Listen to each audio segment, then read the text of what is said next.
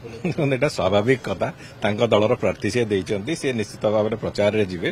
ताकू लोक केते ग्रहण करचंती कथा को न करूचंती से देखा जिवो कहीं 24 वर्ष भितर बिजु जनता दल कौन करिथिला कौन आगु करिवो बोली प्रतिश्रुति दबो से कथा को लोक केते विश्वास करिवे सेथिरे कथा अछि तांको दल प्रार्थी मानक पई से जिवे प्रचार करिवे सेथिरे किछि अस्वाभाविकता नै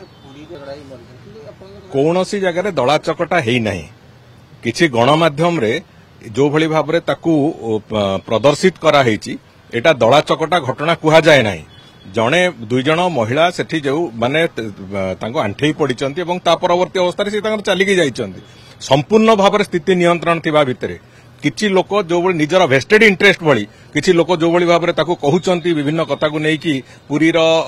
दर्शन रो परिवेश इत्यादि इत्यादि को नै कि विभिन्न भाग रे स्टोरी तैयारी करचंती मु भाबुची सेगुडा न करिबा भलो केना महाप्रभु जगन्नाथंकर संस्कृति प्रति अपमान एक प्रकार कहय गेल अत्युक्ति होने संपूर्ण रूपे स्थिति नियंत्रण थिला निश्चित भाव में लोक पाखापाखि 2 लाख लोक जितेबाला हेबे मंदिर कैपेसिटी भी नहीं से लोक दर्शन करेगा समय लगे से मंदिर कैपेसिटी गोटे समय 4000 4500 लोक मंदिर भितर दर्शन करेंगे केते थाक हेले से भक्त को 2 लाख भक्त को संपूर्ण भाव दर्शन करा पुणी नीतिकांति अच्छी सब कथा अच्छी तेणुक